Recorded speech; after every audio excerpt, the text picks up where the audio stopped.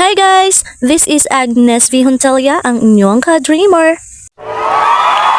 For this video, ito yung pagpunta namin ng Sampaw, Isulan, Sultan Kudarat dahil birthday ng aking biyanan. Nagutom kasi kami guys, kaya bumili kami ng pastel. 4 AM kami umalis ng bahay. At this time, mga 6 AM na to guys. Di na ako nagluto ng kanin kaya bumili na lang kami ng pastel. Ang niluto ko lang, hotdog at saka itlog. Madaling lutuin. Sanay na kami kumain kahit umaandar ang sasakyan. Nandito na nga pala kami sa Isulan, Sultan Kudarat. Yan yung kanilang college school. Wow! Here at Sampaw! Welcome back! 2 years kaming nakatira dito guys, tapos lumipat kami ng Pulumulok. Nandito kami dahil susurpresahin namin ang kanilang nanay. Nauna na pala sila guys.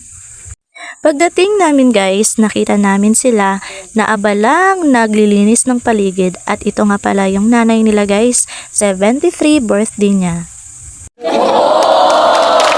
Ganyan talaga siya guys, umiiyak kapag dumarating kami. Asahan nyo na kahit sa pag-alis namin, iiyak din yun. Abala din ang iba sa pagluluto para sa aming agahan. Bago ako tutulong guys, mag-video-video muna ako para may content tayo. Sa hindi pa nakakaalam kung ano ang English ng tanglad, lemongrass. Paano kaya naging lemon yan? By the way, kukunin daw yan kasi nakaharang. Sayang wala kaming lechon. Bagay sana yung lemongrass sa lechon. Hayaan nyo, sa susunod na taon may lechon kami. Nakaugalian na natin na magkape tuwing umaga. Tapos guys, meron kaming palaman, candy na pinya. Wow, sarap nito. Ipapalaman natin sa tinapay. Kung sino yung nakakita ng vlog ko dun sa birthday ng nanay niya, ito yung naganap kinaumagahan. Hindi naman kasi pwede idugtong natin lahat ng video dahil ang haba. Dahil kakarating lang namin, kailangan ko munang magkape guys. Yung iba, nagkape na daw sila. Syempre, tinimplahan ko rin yung asawa ko. Sa di pa nakakaalam, ito yung asawa ko guys. Woo! Ayan guys, dahil may laman na yung tiyan natin at nainitan na, kaya tumutulong na ako sa mga gawain. Ang hirap kaya kumilos ng gutom. Nag-rent nga pala ako ng token guys. Syempre, mahilig tayo kumanta. Enjoy kasi kapag may token, di ba?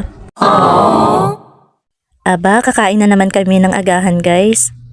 Yung token guys, kapitbahay lang ni nanay ang may-ari. Naalala ko guys, nung dito pa kami nakatira, naka-rent din ako ng token sa kanila. 30th birthday ko yon. Wow, kainan na. Sarap ng inihaw na isda guys. So, sarap ng pagkaluto. Hindi pa ito ang handa guys ha. Umagahan lang to para busog kami habang kumikilos para sa birthday celebration. Sa di pa nakakita ng vlog ko sa birthday ni nanay, pwede nyo namang tingnan guys. Nasa videos ko lang. Thank you for watching guys!